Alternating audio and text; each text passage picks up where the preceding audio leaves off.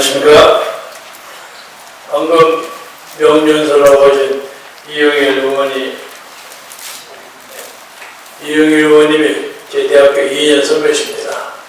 제가 1학년 들어갔을 때 그냥 제가 쫄쫄 따라다니고 했는데 지금도 열심히 제가 문화생으로 움직이고 있습니다. 이용훈 교수께서 이승만 학당을 대표해서 저에게 하문하신 한국의 정치사와 김대중 대통령, 김대중 선생, 여러 가지 부르겠지만 제가 그냥 DJ라고 부르겠습니다. DJ에 대한 얘기를 좀 해달라고 부탁을 하셨습니다. 공교롭게 제가 대학 1학년 들어갔을 때가 4.19가 일어났었습니다. 그래서 물리대 학교에 있다가 저 선배들이 이영일, 유은식, 유세희 이런 양반들이 뭐 대모하러 가자 해서 못 모르고 쫓겨가다가 경무대학까지 가게 됐습니다. 근데 가다 보니까 우리들이 너무 많이 앞에 섰어요. 그래서 위험해요. 근데 다행히 우리 앞에 동국대학교 학생이 한 300~400명 있었어요. 제가 동국대생을 굉장히 존경합니다. 그 용맹상, 못모할 만큼의 그 용맹 대단해요. 그래서 우리는 한 2000여 명이 그쪽에 가는데 지금도 기억하지만 안병규라는 또 우리 4학년 선배가 최근에 세상을 쓰셨어요. 그 양반이 굉장히 리더십이 있어가지고 그 전체를 잡아서 앉아, 서 하고 쫙 대회를 정리하시더라고요. 그래서 제가 안병규 선생을 평생 존경, 저 양반 리더십 대단하다. 그런데 뭐 대화를 한참 하다 보니까 소라기가 쏟아지는 것 같은 우르르 총탄이에요. 그거 샥 밀리는데 그때 사람이 한 73~74명 죽었습니다. 제가 바로 옆에 서울미대 여학생이 하나 있었는데 그 여학생도 원래 우리가 스크린 잔데 없었는데 갑자기 뒤에서 뛰어 들어왔어요. 그래서 이렇게 비껴줬어요. 근데 그 사람이 서울대였어요. 그 사람 안에는 제가 맞았을 가능성도 있죠. 개인적으로.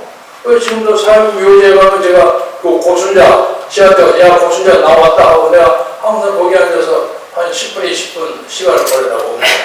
내일 모레도 갈 겁니다.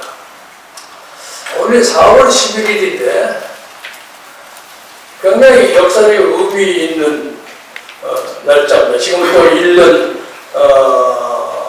364일 전에 40선거가 벌어져가지고 이 나라 부정부패의 극치를 달리는 부정선거가 자행돼서 적어도 공병호 박사나 주대현 박사들의 주장에 의하면 적어도 53명의 가짜 국회의원이 더불어민주당에 들어갔습니다. 그래서 192명이 됩니다. 그래서 이 사람들이 오늘 이 난세를 만든 전위세, 아까 원내대표하고 뭐하는 사람 전부 사전투표에 의해서 부풀림의당에서 여러분 조정치하는 거 아시죠? 3개에서 하나 넣고 4개에서 하나 넣고 아주 급한 사람 2개 하면서 하나씩 넣어가지고 이걸 조정하는 거예요. 그래서 부정으로 당선됐다고 논란이 되어진 사람들이 지금 더불어민주당의 주체 세력입니다. 그래서 이 문제를 우리가 특별하게 깨지는 못하면 앞으로 이 정치가 방법이 없어요. 방법이 없는데 또 공교롭게 제가 오면서 보니까 방금 이영일 선배가 말씀하신 것처럼 상해 임시정부 기념일이요. 그 자리에 또 한덕수 권한대행이 가서 축사를 하더라고요. 그런데 임시정부가 정통이고 1945년 8월 15일이 건국절이 아니라고 주장하는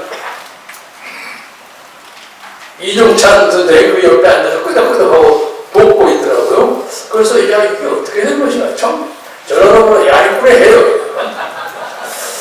그래서 그리고 또 하나는 그 연설을 한 그 한덕수 총리라는 사람이 그제 트럼프하고 전화를 해가지고 제가 보기에는 뭐 이거 책임질 수 있는 얘기는 아직 아닙니다만 트럼프한테 상당히 긍정적인 어떤 어드바이저를 받은 것 같아요. 그래서 아마 만약에 국민의힘 희망 없다고 난리를 치는데 국민의힘에서 김문수가 만약에 후보로 된다면 이쪽에 지금 국민의힘으로 들어올 가능성이 시간적으로 촉박한 한덕수가 무소속으로 해서 문수와 덕수가 단일화를 통해서 새로운 정치를 이루어내지 않을까 하는 그런 느낌을 가지고 이 자리에 왔습니다.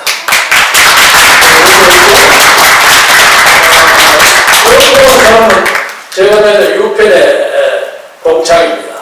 저번은 나이가 한 2살 아래고 개인적인 친교는 없습니다만 유펜의 원단속을 같이 다녔습니다. 근데 이 사람이 그냥 쪼물락쪼물락 세계를 만들어 해. 그리고 지금 중국을 가지고 135, 실제로 145%의 관세를 때린다고 난리예요. 그런데 제가 알기로는 그리고 나머지 그 동맹국가에 대해서는 90일 동안 관세를 유예시키지 않았습니까? 그래서 제가 보기에는 트럼프는 중국을 잡으려고 하는 거예요. 중국을 잡으려고 하는데 중국을 잡는 데는 트럼프가 2가지 방법이 있습니다. 이게 이제 나중에 미국도 얘기하고 돌아가면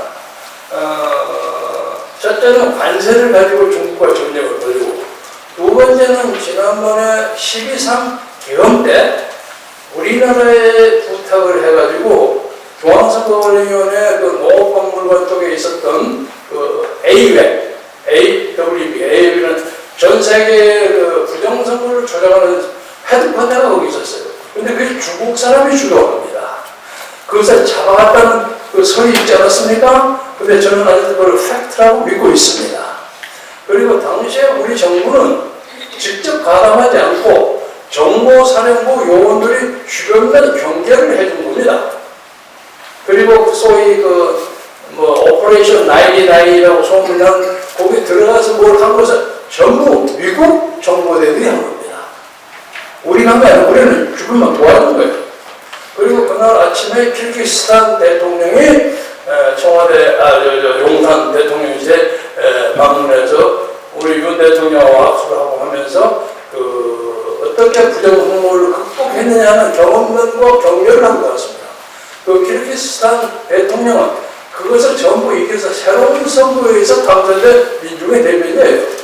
옛날 사람 아니고 그래서 나는 이렇게 해서 그걸 이겼다 그 얘기를 하고 한 걸 합니다. 그래서 윤석열 대통령은 적어도 12.3 문제에 대해서 자기는 자신이 있어요. 자신 있고 그리고 대통령이 발표한 메시지도 나오잖아요. 첫 번째 요기가 부정선거를 깨자는 겁니다. 그러니까 이 나라의 가장 중요한 부정선거를 깨야 하는 일이에요. 그러니까 무슨 소리를 쓰더라도 이걸 이겨야 하는데 현실적으로는 이재명의 어떤 일극체제라고 할까? 사실상 이재명이가 한 걸 좀 정확했습니다. 대통령은 형식적으로 딱지를 붙이는 것이 완전히 정확했어요. 그러니까 우리가 이것을 왜 부정선거 얘기하는데 외국 얘기를 많이 하느냐? 그렇지 않습니다. 이걸 이기지 못하면 민주당의 이해찬 등등이 얘기하는 50년, 100년 좌파의 집권이 충분히 가능하고 남는 그런 역사적 위기에 저는 있다고 생각합니다. D-Day 얘기도 걸어서 제가 대학에 1학년 데모를 하고 나와서 그 다음에 며칠 후에 이승만 박사가 오늘 5시에 윤석열 대통령이 반대를 떠나서 가는 것처럼 청와대를 떠나서 가는데 대모를 했던 저도 20살이어서 가서 쳐다봤어요. 쳐다봤는데 아니 놀랄만한 사건은 거기에 나와 있는 사람이 막 울더라고요. 사람들이. 우리는 막 독재자라고 난리를 쳤는데 막 울어요. 특히 그 나이든 아주머니들 이런 분들이 막 울어요. 막. 그래서 야, 참 이상하다. 그러니까 이승만 박사는 한국 국민의 많은 사람들의 마음을 휘어잡고 있었어요. 다만 우리가 부정선거 문제에 대해서 최인규나 이정재나 이런 사람들의 어떤 3.15 부정선거의 구체적인 문제, 특히 이기봉이나 박마디 이런 사람들의 문제가 됐지 이승만 박사는 대통령 당선에 문제가 없어요. 달리는 거였어요. 해야 할 필요가 있는 사람이 아니었죠. 그리고 당시에는 80몇 살이 되셔가지고 요새 80몇 살하고 좀 다른데 이현우 선배가 없어요. 86, 7세들 쌩쌩하잖아요. 근데 이승만 박사는 아무래도 부인이 외국분이고 했기 때문에 정보 문제는 뭐 정책 판단에서 조금 우리보다는 좀 어눌했을 거예요. 그래서 뭐잘 어찌 하고 있나 갑자기 그 이기봉 이리 와서 막 대응을 한다고 쭉 하니까 이거 안 돼 하고 물러나신 겁니다. 그래서 제가 미국에 가서 박정희 대통령뿐만 아니라 이승만 박사에 대한 연구를 나름대로 열심히 했습니다. 그리고 제가 있는 유펜이 바로 강 건너에 프린스턴이 있어요. 프린스턴 많이 왔다 갔다 하고 또 이 박사께서 펜대학에서 경제학과를 2년을 다니셨더라고요. 저희가 아이비리그가 서로 트랜스페어 왔다 갔다 해서 그랬던 모양이에요. 그리고 당시에 펜대학 경제학과는 에코노메트릭스라고 해서 계량 경제학을 주로 해가지고 경제 지표를 숫자로 만들어내는 최초의 학교예요. 그래서 그 에코노믹 인덱스, 유펜 인덱스가 지금도 화이트하우스에 들어갑니다. 그래서 경제 문제를 숫자로 해결하는 아마 그것을 배우시려고 거기 오셨던 것 같은데 당시에 유펜에는 한국 최초의 우학 박사의 서재필 박사고 해서 MD를 하고 있었어요. 그래서 두 분이 친해요. 형님 동생하고. 그런데 서 박사께서 하다가 영 독립운동에 돈이 없고 하니까 때려치우고 필라델피아 다운타운에서 가게를 열었어요. 무슨 의미냐면 스테이셔너리 스토어예요. 문방구. 근데 여러분 문방구가 돈 안 될 것 같죠? 당시에는 이것이 신사업이었어요. 왜냐하면 그때는 이 계몽주의적 작품이 있어가지고 이 종이에다가 디어 메리하고 이름을 쓰고 편지를 쓰는 것이 일종의 문화현상이었어요. 신드롬이 서태지 열풍처럼. 근데 그냥 한 게 아니라 위에다가 자기 메모를 딱 붙여요. 메리 킴하고 세븐 에베뉴 뭐 어쩌고 필라델피아 펜실베니아 이렇게 딱 붙여가지고 쓰는 거예요. 그러니까 어지간한 사람들이요 자기 이름이 박힌 편지들 안 가진 사람이 거의 없을 정도. 그게 문화현상이었어요. 그래서 당시에 서지필 박사가 돈을 많이 벌셨어요. 그리고 이제 가끔 프린스턴에 나온 이 박사 와서 형님 뭐야 요건 누구라고 막 왔다 갔다 하고 심부름 시키고 그리고 뭐 상해 가려고 돈도 이렇게 주고 서지필 박사가 거의 다 했어요. 그리고 그 왔다 갔다 하는데 특히 우리 오남 박사에 대해서 좀 찬양을 하자면 필라델피아나 프린스턴을 떠나서 대륙을 횡단해가지고 샌프란시스코나 LA 가서 또 배 타고 20일 이상을 배를 타고 망망대해 누구 반겨주는 사람도 없어. 혹시 누가 내 살해당할지는 몰라. 그러면서 꾸준히 그 일을 하고 상해를 가면 상해 독립운동 텃세하는 사람들이 봤어요? 당연히 고생을 안 하고 당신은 빠져먹고 사는 사람 아니야? 이렇게 인종차별을 시켜요. 그리고 김구 같은 양반이 이제 이동휘 같은 사람이 팔을 잡고 있단 말이에요. 그리고 무슨 얘기냐면 그래도 대한민국의 방법은 미국에서 아이고 웃기는 소리 하지 마시오. 그런데 이 박사의 그 예언이 결국 맞았어요. 그래서 그 양반의 실력과 명성이 있기 때문에 상해 임시정부에서 그 양반이 대통령도 했어요. 그러니까 이종찬 씨 얘기처럼 상해 임시정부의 법통이 가지고 있다면 이승만 박사가 대통령을 했기는 그게 충분히 되는 거예요. 말이에요. 그러니까 상해 임시정부가 정통이기 때문에 이 박사는 가짜고 김구나 다른 사람이 정통이다 하는 마음이 들리죠. 논리적으로. 그래서 그리고 뭐 여러분 아시겠지만 조선조 말에 왕령을 혁파하려고 하다가 사형선고를 하다가 한성방파 서름은 교도소 5년간 사형수로 살았어요. 사형수. 근데 사형수라는 건 요새 사형수는 달라. 어느 순간에 왕이 끄덕한 번 그냥 칼로 복비우는 그런 삶이 됐단 말이야. 그런데 하여간 민영화이나 뭐 이런 양반들이 예로 미국의 대통령 루스벨트에게 페오도르 루스벨트인가? 그걸 전달하기 위해서 갑자기 영어를 좀 한다는 이유로 픽업이 돼가지고 갑자기 사형수가 5년 만에 인천에서 떠나서 상선 여객선에 상선을 타고 미국 상선을 한 대학 가고 그 상대에 목포로 갔다가 그 다음에 부산으로 가서 시모노세키로 가서 그래서 한국부터 태평양을 건너갔어요. 그때 그 청년 이승만의 고뇌와 좌절과 생각해보세요. 굉장한 사람이야, 굉장한 분이야. 저는 뭐, 요명한, 흩어지면 죽고, 다른 그런 명언보다 청년이 이승만이 가졌던 그 불타는 집념, 그 정년, 이것이 대한민국을 만든 겁니다. 대한민국을 만들어서. 그럼 이제 다시 김대중으로 돌아옵니다. 제가 김대중 DJ는 대학 시절에 이용일 선배나 유은식, 안병규 이런 양반들이 가끔 놀러 가면서 홍보를 쩌렁쩌렁 가서 한번 가본 적이 있어요. 여기서 서교동에. 그리고 시민주택에서 물이 벙벙하게 차고 힘들었는데요.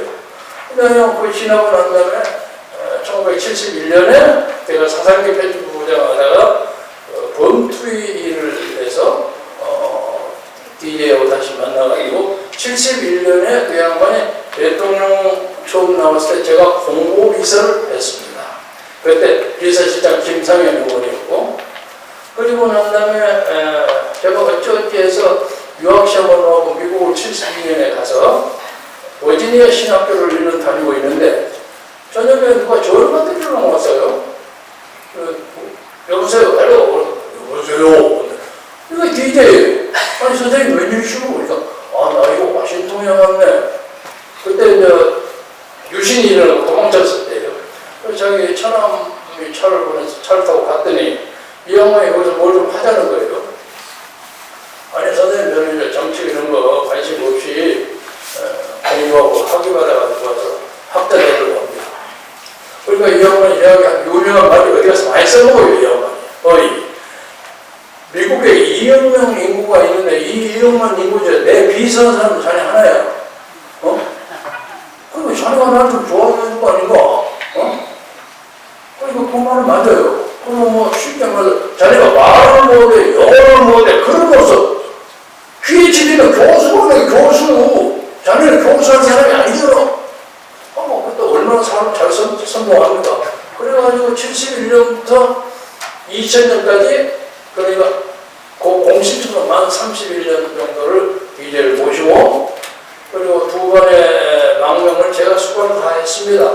그렇기 때문에 제가 6년을 공부했지만 PhD 논문을 아직 쓰지 못해서 그런 거 있죠. 오월 디서테이션 이런 거 알죠? ABD라 그래요. 그래서 그냥 학위를 포기하고 삽니다. 그래서 사람들이 제 필명이 박사원인데 저는 박사를 초월했다 해서 박사원을 하려고 논문. 그런데 이 세기가 시작되기 전 20세기 1999년 저를 한번 평양을 좀 갔다 오라고 하더라고요. 그래서 평양에 가서 뭐합니까?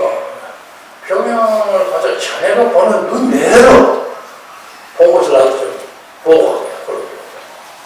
근데 그 양반이 그때 좀 착각을 하신 것은 내가 자기하고 꼭 같은 사람으로 생각을 했어요. 저는 미국에서 거의 18년 가까이를 살다 보니까 미국을 많이 냈단 말이에요. 미국의 컨그레스 같은 데 히어링스도 많이 듣고, 상하 양화도 대응하다가 가온에서 전두하고 하다가 아는 사람이 많아요. 그래서 당시에 임동원 통일부 장관이 이거저것을 다 마련을 해주더라고요. 그리고 또 특히 누구한테 가서 인사하라고 그래서 대우빌딩 뒤에 힐튼 호텔에 그걸 찾아가는데 배우 김우중이 있다고요. 김우중 씨가 1억을 주더라고요. 1억을 줘서 잘 해봐라고. 그래서 지금도 김우중 씨에게 제일 감사하게 생각합니다. 그 돈은 관계인을 전달했죠. 그래서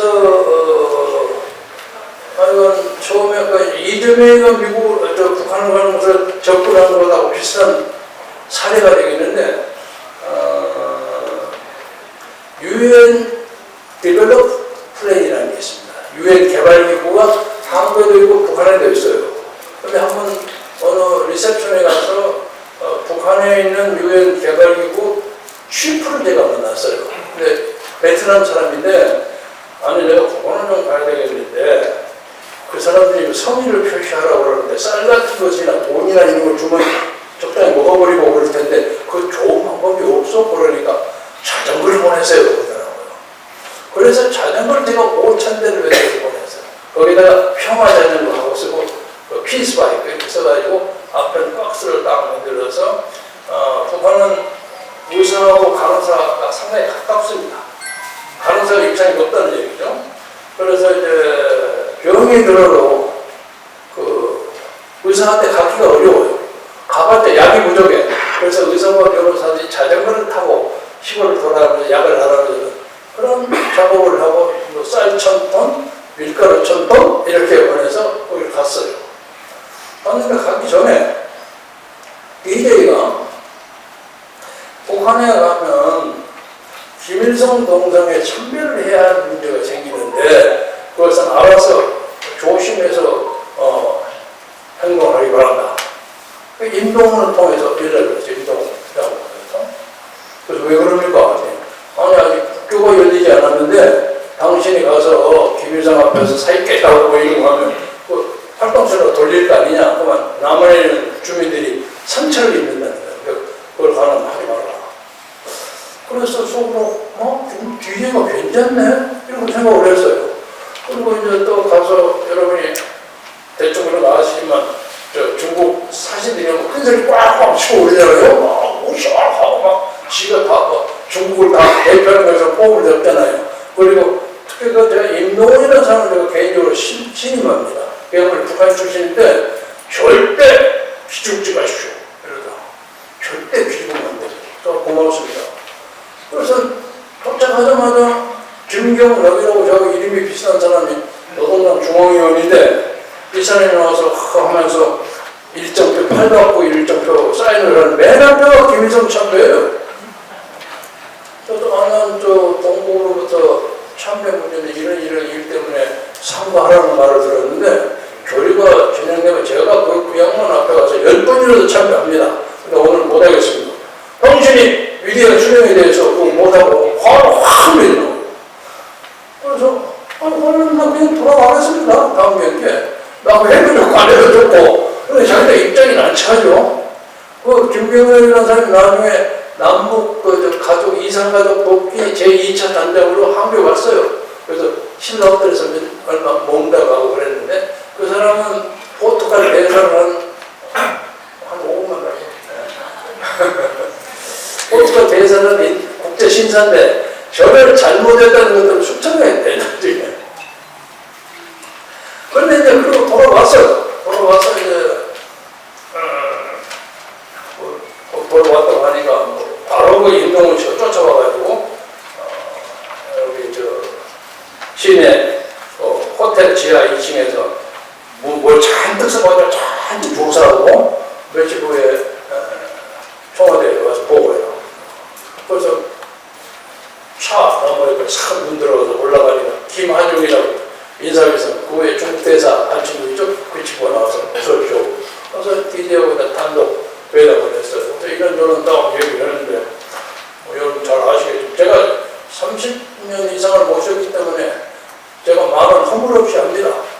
절대 그야말로 꿀리지 않습니다. 그리고 공교롭게 제 큰형님하고 같은 돼지띠요. 형님처럼 제가 외우고 또 그야말로 다루는 방법도 제가 좀 알아요. 와, 저 북한에 가서 깜짝 놀래버렸습니다. 놀랬는가? 선생님의 위상이 굉장하대요. 놀래서 얼마나 높던가. 김구 주석보다 더 높은 거 어떡해? 정말 그렇던가? 초하더라고요. 그러니까 한참 이거저걸 하고 난 다음에 가는 곳마다 큰 돈을 내라고 그러는데 여기에 핵심에 문제가 있는 것 같습니다. 돈을 잘못 주면 나중에 책 잡힐 때니까 조심하십시오. 그래서 그거 안 하면 정상으로 안 하면 정상이면 직업보고 할 필요가 뭐 있습니까? 근데 1년 만이에요. 2년 만에도 되거든. 그런데 이건 참 선생님이 비난도 있고 뭐 어쩌고 하지만 그래도 지금까지 나름대로 찬란한 민주화 운동 하신 분인데 똥 가지고 걸리면 망하지 않습니까? 저는 나무 일이라고 뭐 나무 일이 아니라 선생님 위에서 그런 거 하니까 이 사람이 말이야 요새 달라졌네. 이게 달라졌습니다. 그럼 자네 이거 신경 쓰지 마. 빠져. 그래서 제가 나가면서 선생님 나중에 두고 보십시오. 후회를 해도 내가 꼭 그 혁명공사 쌍화대에서 그러고 난 다음에 그 후에 그 양반이 돌아가실 때까지 못 만났습니다.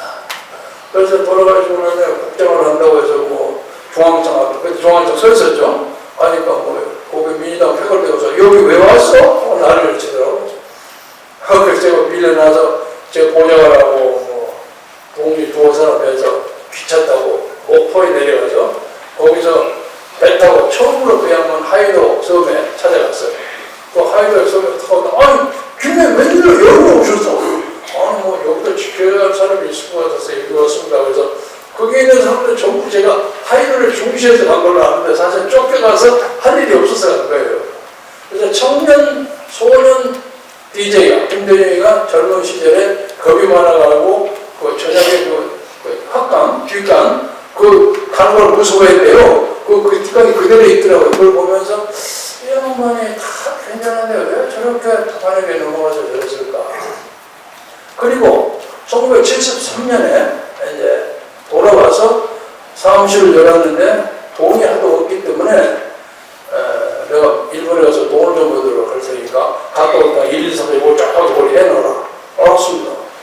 그리고 이제 그 양반 가고 저는 필요대표에서 이제 왔다 갔다 하고 있는데 갑자기 납치를 당했어요. 납치를 당했는데 우리 집사람 그 사람도 세상 떨었습니다. 같은 목포 출신이에요. 김대중 당신 그렇게 구착해야 되니 말이야. 자꾸 잘 알듯이 이해했냐고 고함을 밀고 있는데 나중에 안 돌아오니까 이거 죽었는 거보다 한 3년 돌아왔어요. 그래서 또 그 후에 9년 만에 다시 미국으로 돌아왔습니다. 그래서 저는 그 양반하고 개인적으로 그 양반의 나를 감동대로 생각해서 쫓아냈을지언정 인간적으로 제가 그 양반을 버릴 수는 없는 사람입니다. 그 양반의 고난, 그 양반의 잘못, 그것도 제가 다 뒤집어 써야 하는 입장이고, 최근에 이수동이라는 일사 아실지 모르겠지만 그 양반이 오래 있다가 미국에서 돌아왔어요. 그런데 요것과 관계되는데 일을 많이 한 걸로 알려져 있는 사람이에요. 제가 간신히 어떻게 접촉해서 하남에 가서 그 양반하고 밥을 먹었어요. 밥을 먹었는데 나이가 94살 정도 됐는데 그래서 제가 묻지 않아도 가만히 있는데 이수동 씨가 김이야 왜 나한테 질문을 안 해? 무슨 질문이요? 나는 당신이 나한테 무슨 질문을 할 것인지 난 다 알고 있는데 그러세요? 그런데 제가 뭘 질문한 걸 다 알고 있으면서 이선배가 그걸 안 하는 거 보니까 준비가 안 됐다는 뜻 아닙니까? 준비할 거 있으면 저한테 말씀하세요. 제가 억지로 들을 수는 없습니다. 대충 뭘 듣고 싶은데 그 1억 달러짜리 수표 보이는 거 있죠? 그래도 관계가 있는 것 같기도 하고 없는 것 같기도 하고 그걸 잘 모르겠어요. 잘 모르겠는데 마무리 삼아 말씀드리자면 가난한 소년이 정치적인 목표를 달성하기 위해서 중간에서 이렇게 왔다 갔다 하면서 실수를 하는 것은 없지 않았을 거라고 생각합니다. 그리고 또 잘 아시죠? 그 양반이 얼마나 유명한 사람인지 이병철 실컷 따고 저녁에 이병철하고 밥 먹으면서 자금 받는 사람이 옛날에 정치를 다 그렇게 했답니다. 그래서 이병철이 돈을 받는 거하고 북한 돈을 받는 거하고는 다른 문제란 말이에요. 그래서 지금 현재 더불어민주당에는 옛날에 우리가 있었던 사람 한 사람도 없습니다. 그러니까 저는 그때 당시에 말하면 우리 이선배도 한때 민주당에 가담하셨지만 중도 우파와 중도 좌파가 있었어요. 근데 저는 말해서 중도 우파예요. 근데 중도 우파는 뭐죠? 그냥 중도 좌파도 요새 거의 없어요. 완전히 이재명 패거든요. 이재명 일극체예요. 그리고 그들은 북한뿐만 아니라 중국의 양정처리와의 그 강조협 있죠? 그것으로 깊이 연관되어 있다는 여러 가지 정보를 제가 가지고 있습니다. 그래서 우리가 지금 나라가 좀 망하느냐 하는 입장에서 이 나라의 자유주의 체제를 세우신 우남선생의 건국정신 그리고 어떻든 간에 우리를 먹고 살게 얼마나 지금 잘 먹고 삽니까? 솔직히 말해서 이렇게 만들어진 경제 발전을 시키신 박정희 대통령 이 체제를 유지하는 것이 우리 민족이 가져야 할 절대적인 과제라고 생각하고 한때 대학 시절에 민족주의 비교연구이라고 했었죠. 민비연구에도 저도 고생 많이 했지만 지금 민족주의 문제에 대한 새로운 시각과 접근이 필요하다고 생각합니다. 그래서 아까 맨 처음에 제가 던졌던 것처럼 덕수하고 문수가 잘 걸리면 제가 덕수도 잘합니다. 준수는 제 동생이고, 그래서 그 둘이가 만약에 양념을 딱 한다면 옛날 노무현이 당선시킬 때 노무현이 그렇게 될 줄 모르고 정대철, 이상수, 제7씨가 노무현을 당선시켰어요. 그때는 이회창이가 당연히 되리라고 생각했죠. 지금 이재명이 어제명처럼 당연히 대통령 모을 거라는 것보다 훨씬 더 확신을 가지고 무조건 이회창이 된다 그랬거든요. 근데 제가 홍보위원장으로 뭘 술술 하다 보니 이게 터지더라고요. 그래서 두 사람이 만약에 합동을 하는 일이 되면 저도 약간의 꾀가 있습니다. 그 문제에 대해서. 그래서 깜짝 놀라는 정치적 기적을 만들 수 있는 절호의 찬스가 아닌가. 그래서 그동안 꾸준하게 이 나라의 국부나 이 나라의 자본주의의 핵심, 자유민주주의의 중핵을 지키고 사시는 이용원 교수나 여러분들의 그런 끈질기, 견인불원한 용기, 그것 때문에 대한민국의 앞날이 그래도 성공이 비친다. 그래서 낙심하라 하는 말이 있죠. 옛날 부흥사는 낙심하고 지나면 좋은 시대가 반드시 오리라고 믿으면서 제 말씀을 마치겠습니다.